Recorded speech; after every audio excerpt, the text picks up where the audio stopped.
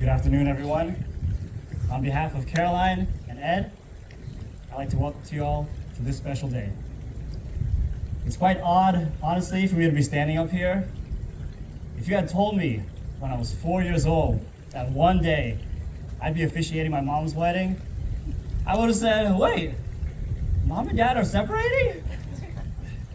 But luckily, I'm no longer 4 years old. And instead of the surprise and confusion I would have felt back then, instead, I met with feelings of relief and gratitude. Caroline and Ed have had a unique journey. Some people these days meet on apps like Hinge, others meet on apps like Tinder. Caroline and Ed, they met on Match.com. And there was a sort of destined timing about it too. Ed had only just signed up for Match.com, but Caroline, kind of tired of the process, decided to renew for just one more month. But who would have thought that that one extra month could be the start of a new lifetime together? When they met for their first date, things didn't quite go as planned.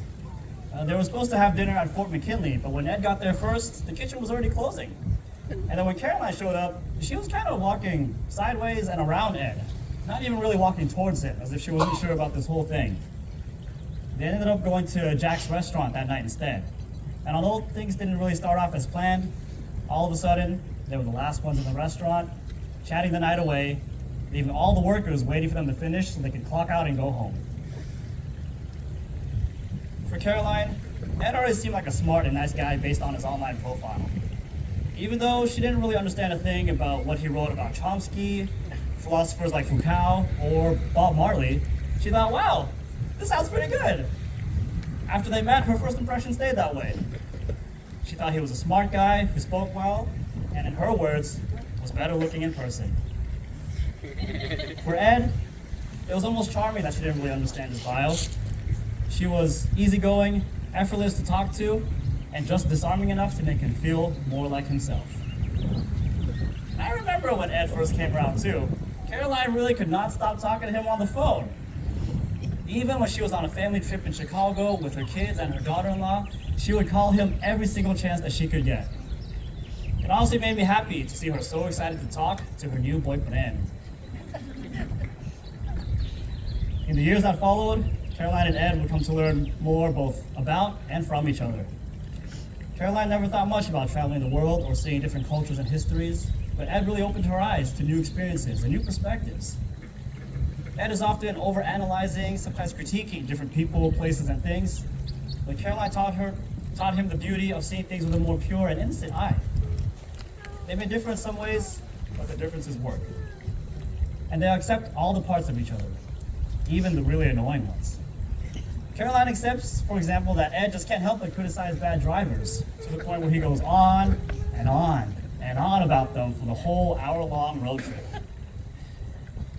Ed accepts that in the mornings, Caroline just has a lot of pent-up gas, to the point where, in his exact words, her bottom half jokes more than her top half.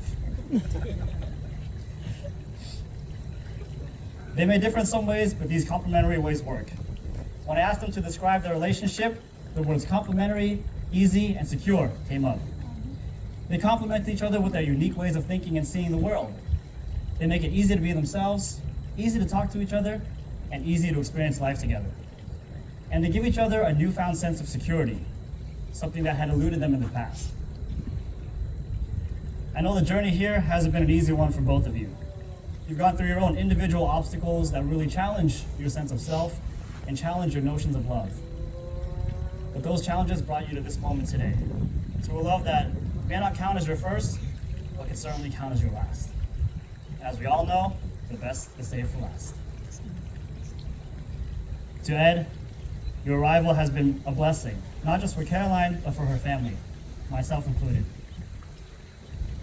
Thank you for sharing with her the world and all of its experiences, for letting her live a life that she had to give up to raise her kids, and for giving her a love that she's long deserved. Thank you for taking care of my mom.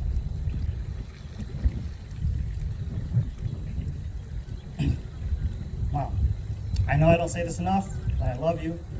And I'm so grateful for everything you've done for me, Ronell, and Matt. Thank you for giving us your absolute best, for sacrificing your youth for us so we can grow up into good men, and for giving us the best life that we could ask for. Thank you for making sure that we turn into the best men. Men so good that you could employ us for free at your own wedding. Both of you have sparked new joy, new meaning, and new life into each other's worlds, and now it's time to hear it directly.